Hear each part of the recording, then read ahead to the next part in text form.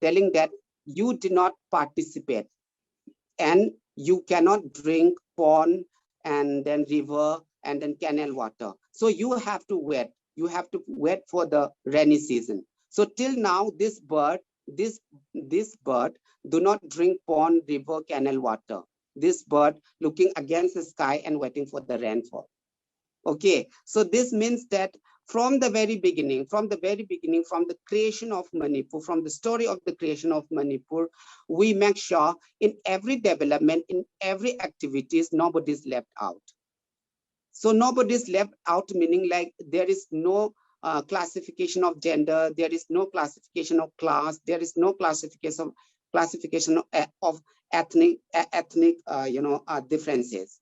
Okay, so this could be also one reason it flourished in the millennium also, in different format, in different expression, and in different activities. This could be also one reason why the Manipuri society, the Meitei society, is a trans-tolerable society. Maybe I can't give a finite answer, but actually maybe, I think so. Because I also found very surprised. I have been traveling many parts of the world, but actually for the transgender peoples, they are having a very pathetic life. They don't have connection with their family, but actually we are living with our family. And then even the parents, if their trans children, will come out as a girl or a boy and wanted to leave the house, they don't abandon their children because of their gender identity and then because of their wish to leave the house. They keep their children, and they are trying to make sure that the child becomes a very well-developed human being in the society and in the family. So it is there. So when people talks about the soft stay home, transgender shelter, transgender short stay home, I still question myself whether it is appropriate to implement in Manipur or not. If once this happens, then you will also find in a family, you as a father, you must be also having sometimes disagreement with your children. This doesn't mean that you will leave the children or the child will leave the house. Okay, but actually if there is a short stay kind of form, then the children will definitely leave the parent and go there. Okay, so this doesn't mean that having a short stay home is not good.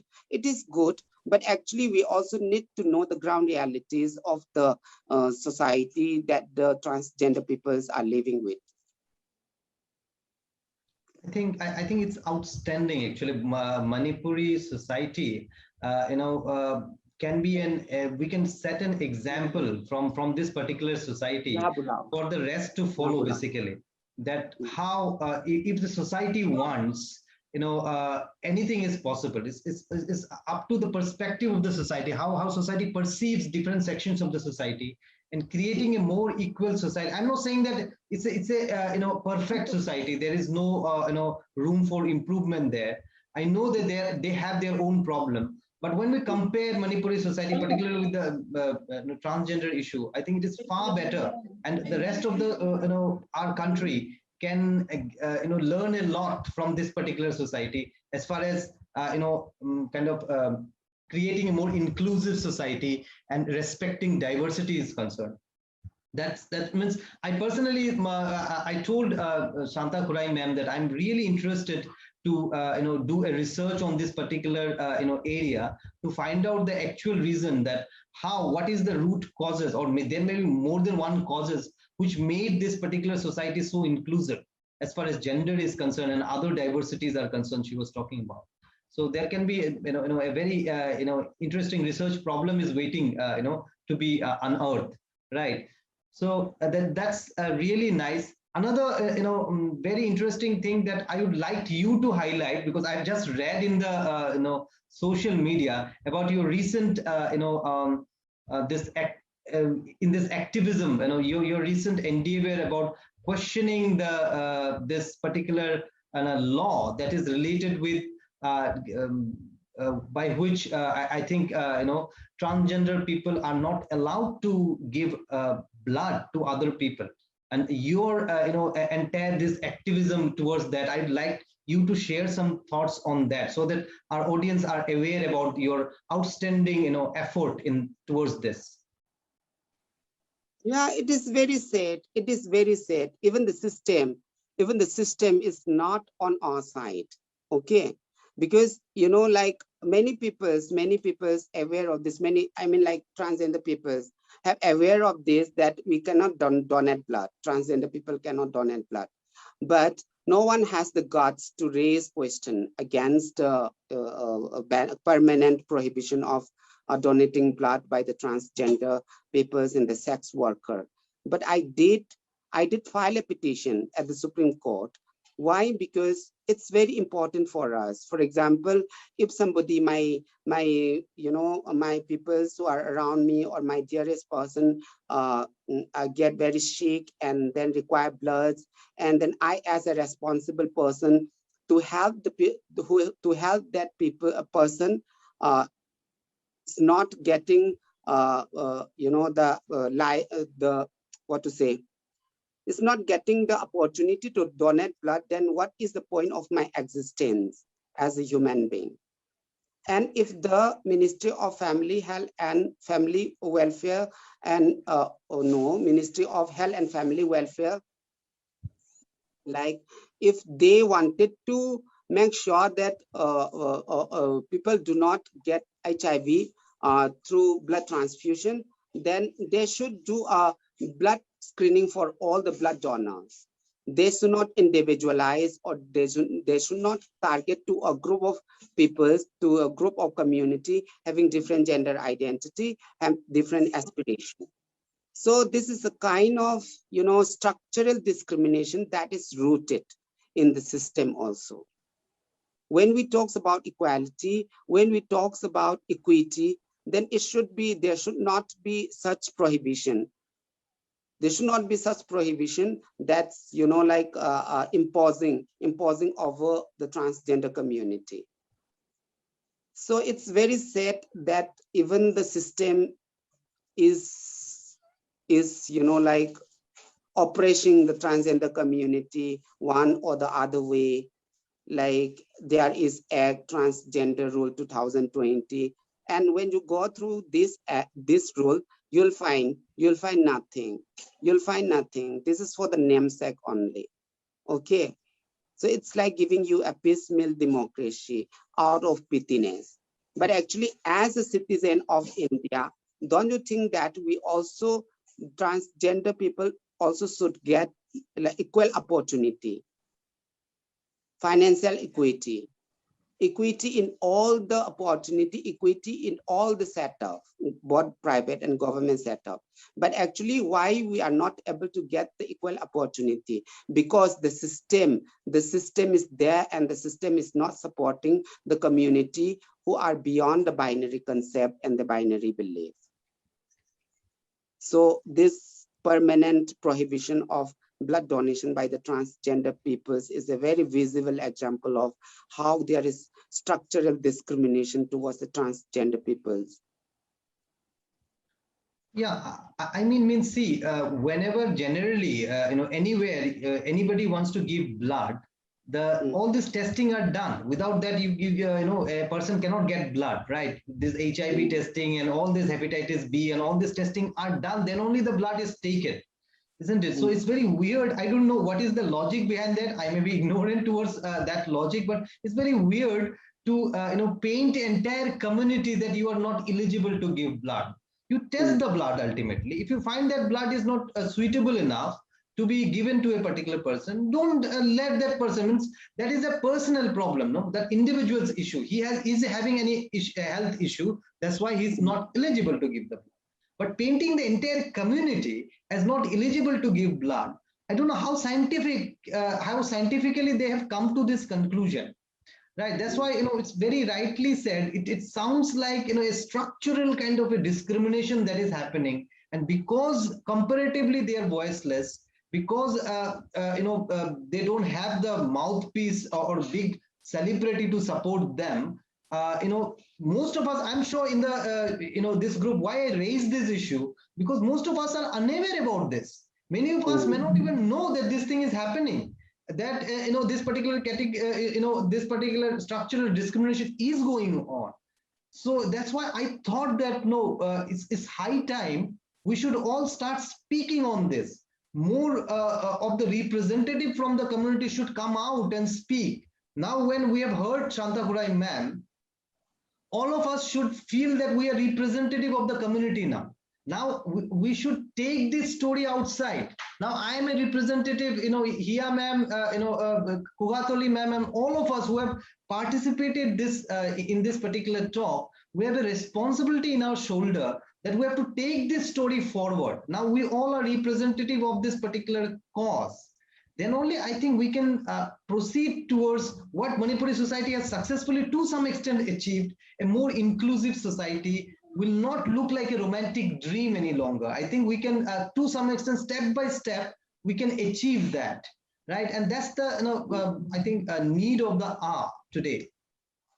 It was really, fascinating to hear from you. I have, before I have invited you, I have read a few articles that you have written. I've gone through multiple, videos of yours, and I'm really glad the kind of work that you are doing. And I also think that I've told you, earlier also that you are very fortunate that you could represent. You have all those opportunity in the guise of language, in the guise of education and everything, that you can represent your community. And I want to assure that you should not be feeling alone, because there are many people. The only thing that is required, I think, in today's situation is that there should be more people who should come out and speak and tell the world what is happening. It should not be kept as a secret. It should not be kept as a hidden thing which people are not comfortable to share. It is our reality. This is what is a part of our society. Right. So I think we should address this as a reality, and we should feel proud to accept it. Being diverse, I think we are far more fortunate that we are more diverse. I used to tell this to my students that imagine everybody is alike. The world would be so boring to live in, right? We are diverse. That's why this world is so beautiful. So we should accept this diversity. I think that's how it should be. Anyway, I think we have received some more questions here. If you can please, go through it. If we have received. Yes, we have just received a question from Chitrangada ma'am. She's asking, ma'am, I watched, and I'm quoting her, ma'am, I watched a Bengali English movie named Chitrangada by Rituparna Ghosh. There, the character of Chitrangada from Mahabharata is portrayed somewhat like a trans woman who fell in love with Arjuna, and to get him prayed to Kamadeva. Kamadeva transforms the warrior. I'm so sorry, I might have missed the. I'm so sorry. I'll just take the 2 seconds. Yes, Kamadeva transformed the warrior to a beautiful princess. Is there any relevance of this story in popular legends of Manipur? Yeah, we have stories. We have a lot of stories. We have mythology. Okay. This mythology is also a kind of literature that really helps the transgender peoples to live with the society and to live with the family. We have this Panthoibi. Panthoibi is the goddess of power, goddess of strength. Okay, and this goddess has brought the qualities to become a man, at the same time to become a woman. So in the indigenous, in the Meitei indigenous, mythology, in the Meitei indigenous culture and tradition, the openness in terms of gender, the openness in terms of including all sort of peoples is there already. Okay, so in every gender, I think the fixing of gender into binary is something coming from the external influence. I should say, like from the West. I think even in the larger Indian mythology, like Ramayana, Mahabharata, you will find the narratives and the existence of non-conforming peoples. Same likewise in Manipur, also in the Meitei society, we have a lot of mythology that tells about the gender fluidity.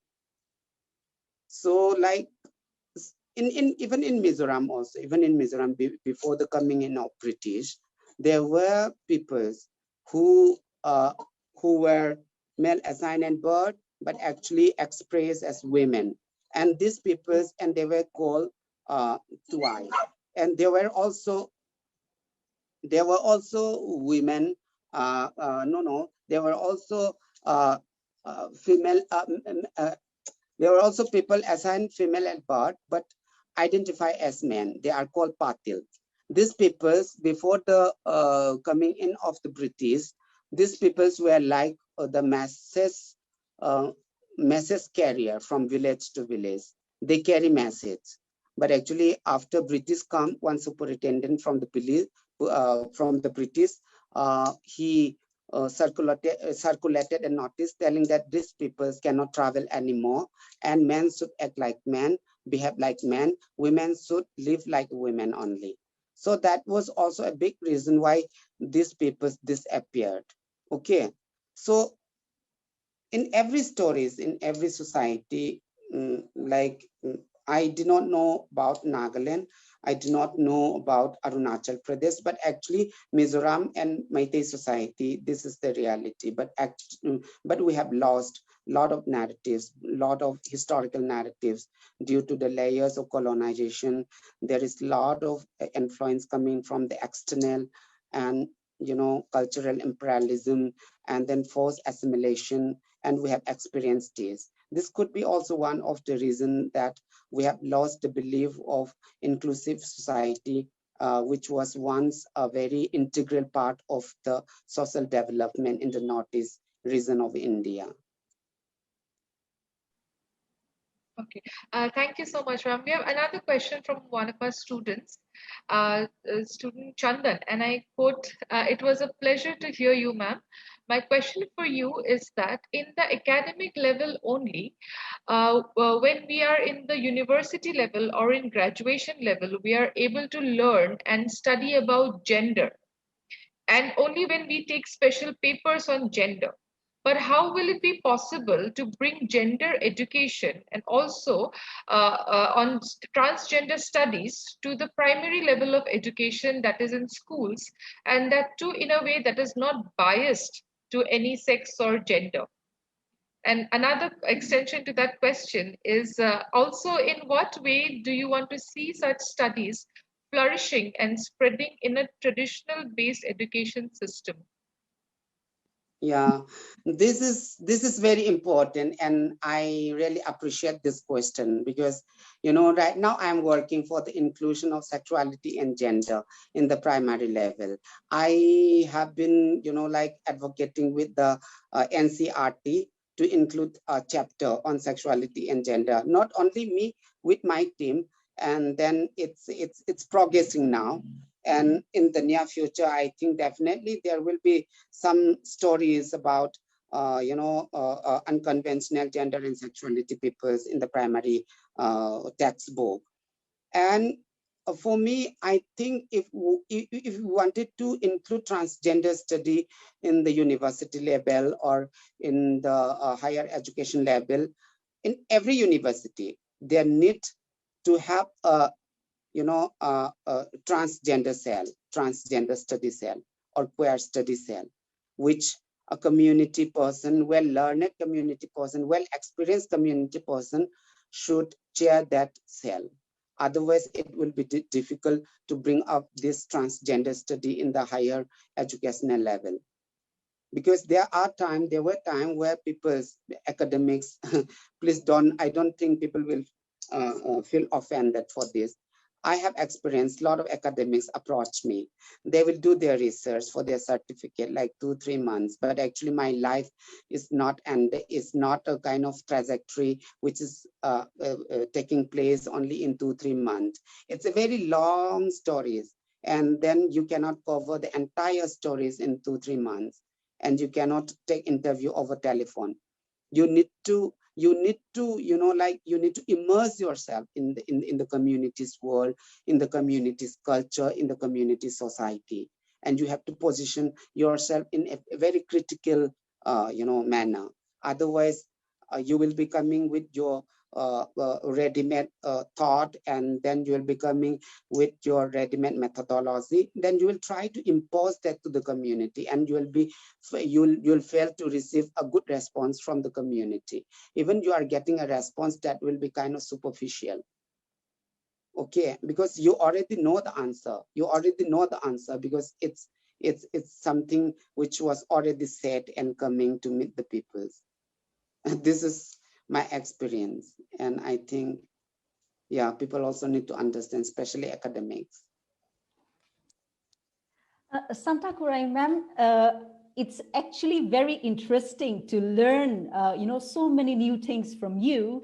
And yes, I've been to Manipur and I've seen trans people into, parlors, or they're beauticians. That's what I have observed. And you have also mentioned another group of people who, are actually artists, and they are all male members, right? So Yes.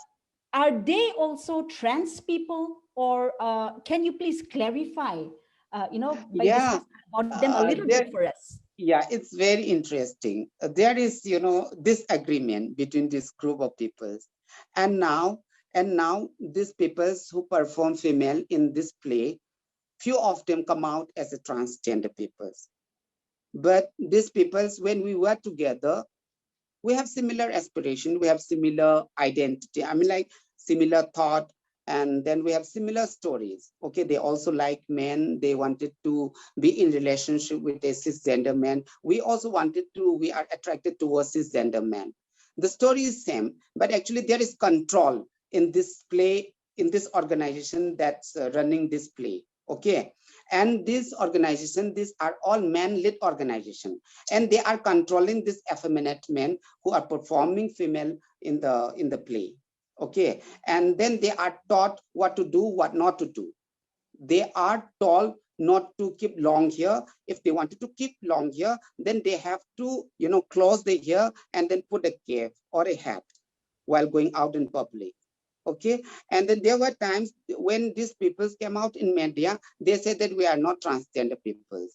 And transgender identity is something that the individual understand about, about his or her self-determination, body autonomy, and other element that is associated with his or her gender identity. And we cannot force an individual to say that just to tell that he or she is a transgender person. We have opened that, we have given that a freedom to all these peoples. But actually, in my understanding, in my experience, like these peoples are, even though they do not say that they are transgender peoples, they are peoples, they are non-binary peoples in terms of sexuality and gender identity. Otherwise, why should they choose to take the role of female in their social play? Because nobody wants to act female, even though the person, a cisgender man, doesn't have any job, doesn't have any opportunity, or doesn't have a good financial position. The person doesn't want to take the position of a female role to earn money for the livelihood. But actually, why a few peoples have chosen that, and willingly perform female in social play. And this also provide a privileged space, because this social play is the social accepted space. Okay, socially accepted space, and everybody wants to take in the stay in the privileged position. So these people, they get married to their opposite sex, they have children, and many of them, after getting married, they have lost their freedom, and then they started, retaining their previous sexuality and then gender identity. Okay, and it's a very long story. So I sometimes question to a lot of people's why, if you are a transgender person, why you are, why you can't resist to the forced marriage. If you are not resisting to the forced marriage, then you are again violating the rights of a woman. Okay, for example, take me as an example. If I got married to a cisgender woman, then I cannot leave my gender identity. I cannot segregate my gender identity from my new family environment. And then I will definitely continue doing the same, looking at the time, place, and situation. Okay, but actually my wife is the one who is tolerating all these untold stories. And then how can a wife tell to a neighbor or to her friend, telling that my husband is having relationship with another man? No, she is bearing all those trauma inside her. Unnecessarily, we are torturing a woman's life. So if you are a gay, if you are a transgender person, this is my humble request to the queer peoples. Please don't get married to your opposite sex. Please live with freedom, and then live in the way what you wanted to, and then who you are. This will give you the ultimate freedom of being born as a human. Otherwise, you are violating others people's right. And when you talk about the human rights, we also need to understand my responsibility, my duty. My rights should end where, where my rights doesn't hurt anyone. Yeah. Thank you so much, ma'am, for clarifying my doubts. Okay, ma'am, we have another question.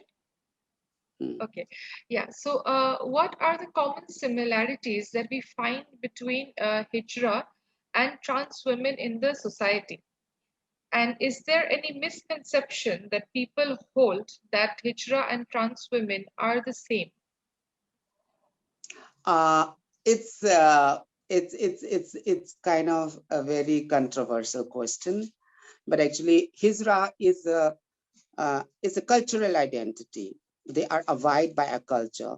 Okay, they do follow a cultural traditional ritual called nirvan.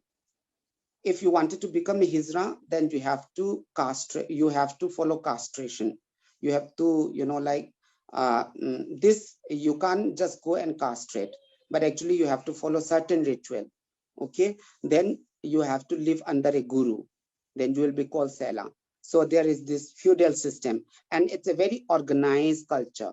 Okay, and then many of the many of the Hijra peoples also identified as transgender peoples, and then many of the Hijra peoples, they identified as Hijra, they identified as Kina, they identified as Shiv Sakti, and then some of them identified this based on the like in the beginning I have already told that based on the socio-cultural realities, the gender expression, and then the gender identity, and then how you present your gender identity in the society is very different. So Hijra is a gender identity which has certain cultural and traditional aspect that is associated with this identity. And transgender identity covers all sort of identities that is that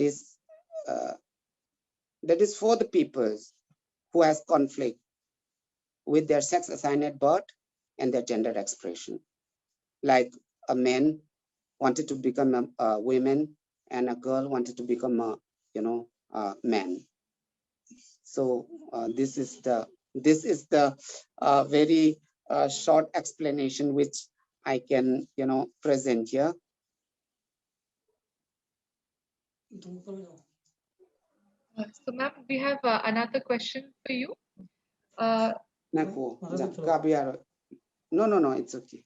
Yeah, okay. So, ma'am, as you told that every transgender person face many kinds of problems and their only wish is to be understood by the surrounding, what do you wish people understood about you? about me. Whenever people call me, please consider my gender pronoun. And if people do not understand, then please ask me my preferred gender pronoun. And the second thing is like, please don't, whenever friend introduce me, please don't introduce me as a Santa is a transgender friend. Please introduce me as Santa Khurai. She is a writer, she is a poet, all sort of things that that's a very much part of me. So these are the small things which people may consider, but actually this is very important for the transgender peoples, because we feel very disappointed when somebody misgender us and then somebody introduce us, because we never felt that we are different. For me, I never felt I am different. I am very normal. I'm like you. So when people introduce me as a transgender person, then I feel very negative about it, because like if you wanted to introduce and then if you wanted to bring up your transgender friend, just treat that transgender friend as you, as a person, not as someone having a different gender identity. The gender identity comes later, but actually in the first place you have to treat that the person as a human. So, ma'am, what are the different pronouns that transgender people use to identify themselves? This is a question from Chandrani Das. She wants to know what are the different pronouns that transgender people use to identify themselves. In the recent year, there were a lot of development, but actually in my times, the preferred gender pronoun for trans women is she, and for the trans men, it's he. But actually in Manipur, we used to call iche. We don't have gender pronoun in our language. Okay, we don't have gender pronoun he, she. Okay, but actually we used to call like iche for the women, and then dada or da for the men. So this is what people follow. But actually in the recent year, there were also people who come out claiming as non-binary trans, who prefer to pronounce themselves as they and then them. So it's very new to me. But actually for a small community like the Northeast, we prefer calling she and he. And in Manipur, in the Northeast, it's very different. It's very different. We are actually not stick on the gender pronoun also. Gender pronoun is something coming in the region very late, okay? And you will find a lot of people who have undergone for feminization surgery, feminization, and then medical transition.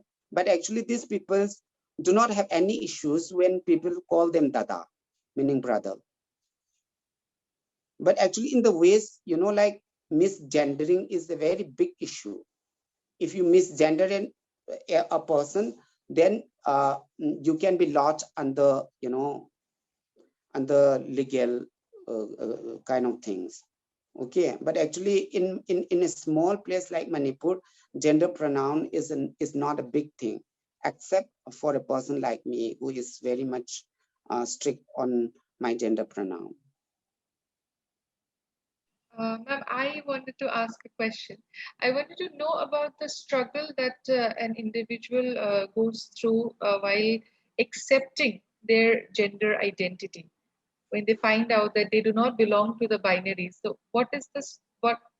Yeah, okay, I hope that you've already got the question. Yeah. Yeah, It's very I wanted to difficult. know a little bit about the struggle that one goes through while accepting their own identity. I mean, before facing the society itself, it's very important that we accept ourselves as what we are.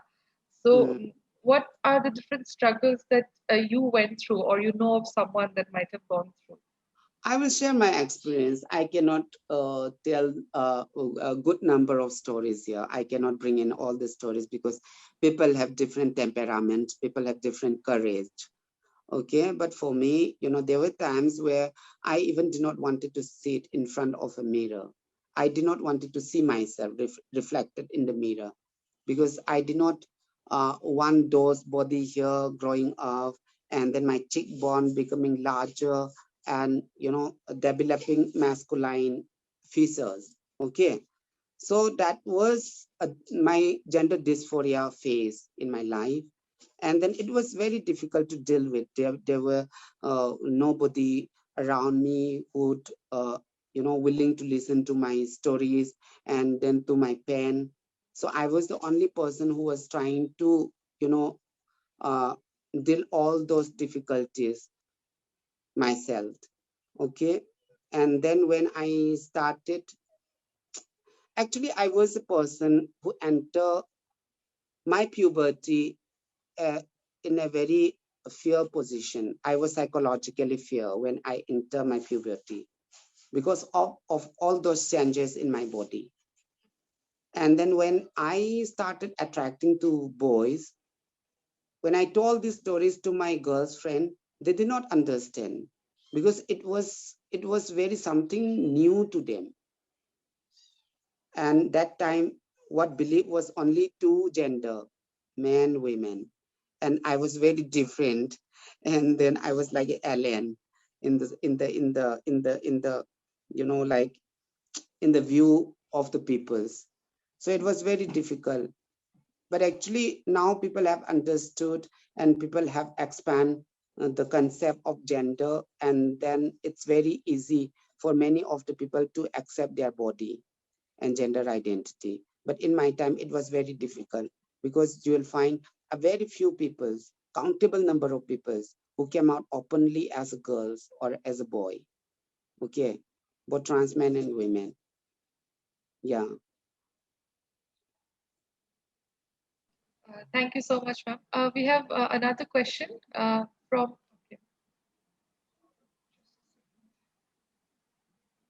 Okay.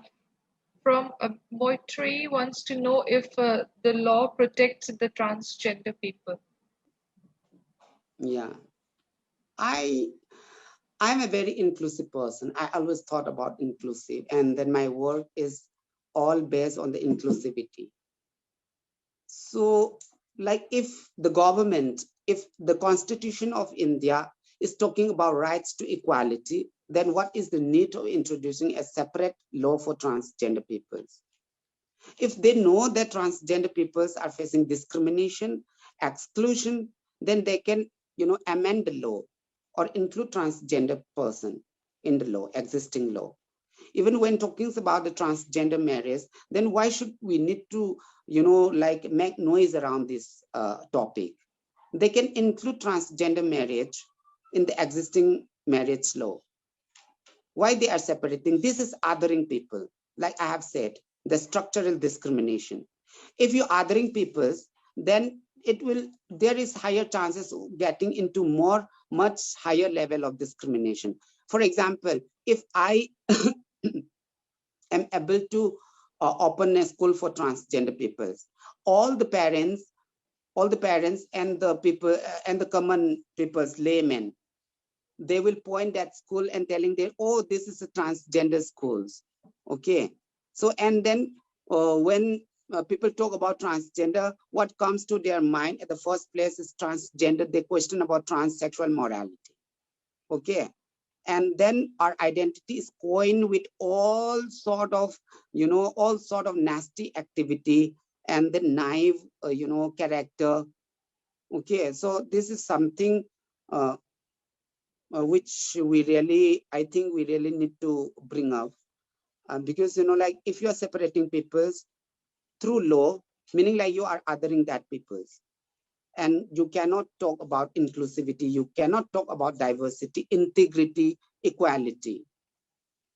It's not a big task. Government need to do in-depth research to find out the ground realities of the community. And on top of this, users cannot, in India, the most unfortunate things for the community is like people living in the Northeast, the transgender community in the Northeast are less represented. We are very much less represented, and we have been overshadowed by the majoritarian trans identity and culture. So whenever people coming from the outside wanted to do a study or wanted to,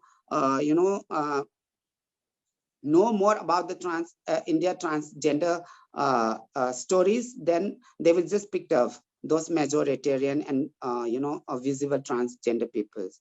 and they will just look from a common perspective.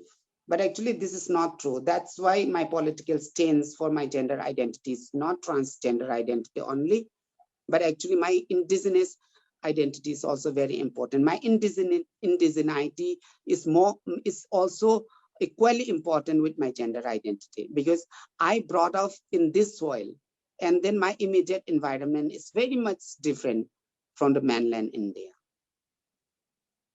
And this is how I established my gender identity. This is how I grew.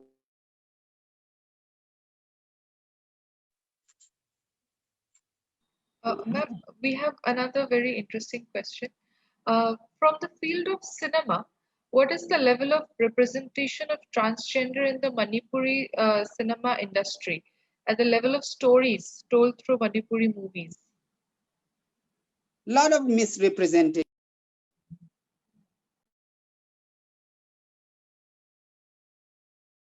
Misrepresentation is happening around.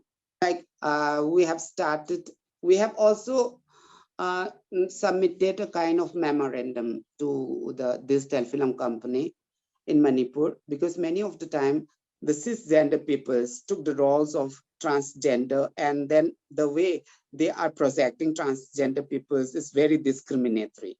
It's always like a comic character.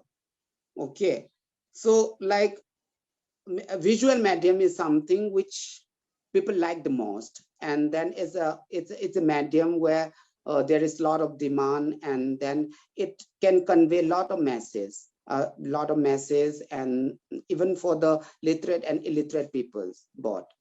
And when someone, a cisgender person, is misrepresenting a transgender person in a movie, then they will use certain knife language, and then after this audience, they come out. No, after they see that movie, then they will started using that language as a borrowed term and started insulting and mocking the transgender peoples, because that helps the peoples, that encourages the peoples to develop a very devastatingly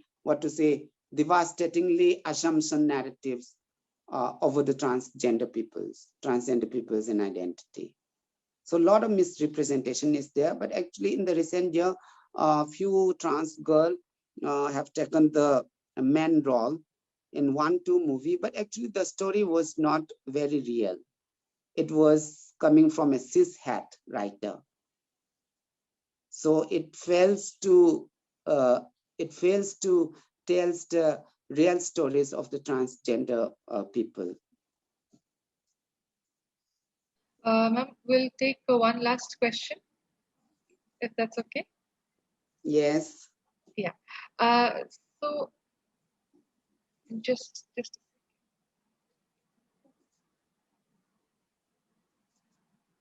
what are the steps should we take to educate and spread awareness among the younger generation regarding the third gender? Since many people, irrespective of age, are very less informed on this particular topic, what do you think will help us break this cycle of ignorance? This is a question from Shweta Bora. Yeah, it's a very good question. But actually, how long you can do awareness, how long you can create awareness, how do you scale up the awareness about the transgender peoples?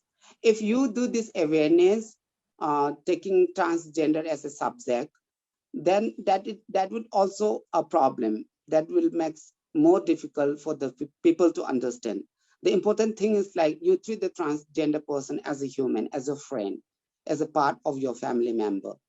So that's a very, that's a very good awareness and sensitization for the people.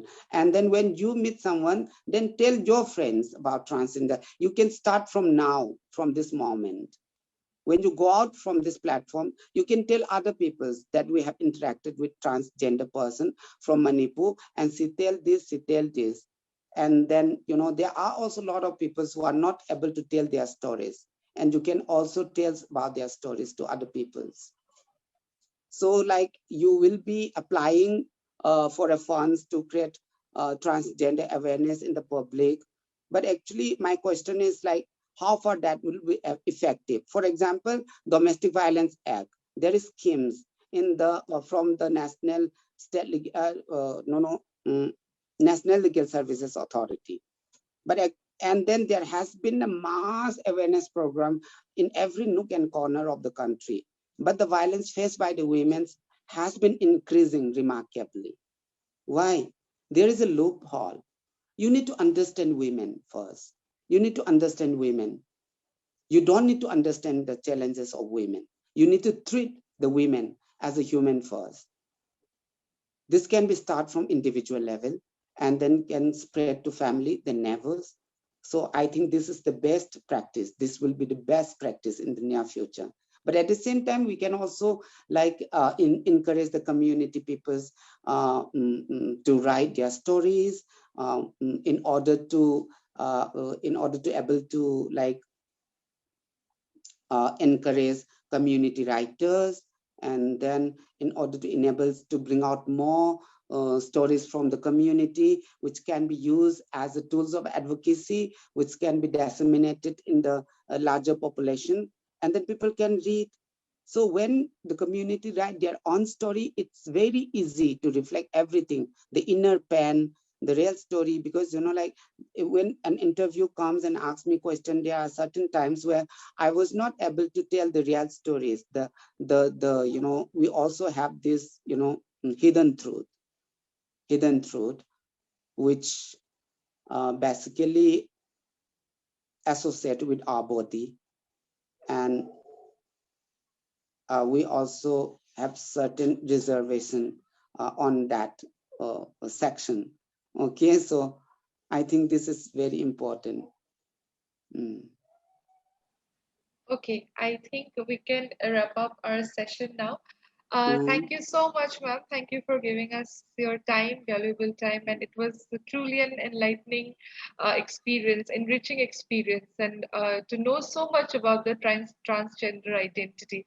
Honestly, I have learned quite a few new things today through this session. So I thank you for that, and I'd like to take this time to invite Dr. Priyamvada Devi, ma'am, to deliver the vote of thanks. Ma'am. Thank you here, ma'am, for very professionally conducting the session. Okay, and it was an enlightening session. It felt like we all traveled with the Santa ma'am because of our diverse experience. That's how the talk was. Okay, so even though I was belong to Métis community, Métis society, I was alien to many of her experiences. So this highlights the importance of sharing experiences, which is the best way to keep ourselves updated of the latest development of the society. Okay, and thanks a lot, ma'am, for sharing your enlightening experience with us. We also, we all are like feeling enriched today. I am sure many of our perception towards the gender as a whole and transgender as a particular has received a jolt today. As and looking forward to many like more projects together with you, ma'am. Thanks a lot, ma'am, for enlightening us. And lastly, I would like to but not the least, I'd like to thank all the participants for patience, hearing, and for all the relevant questions and making this talk a success. Thanks a lot. Thanks a lot.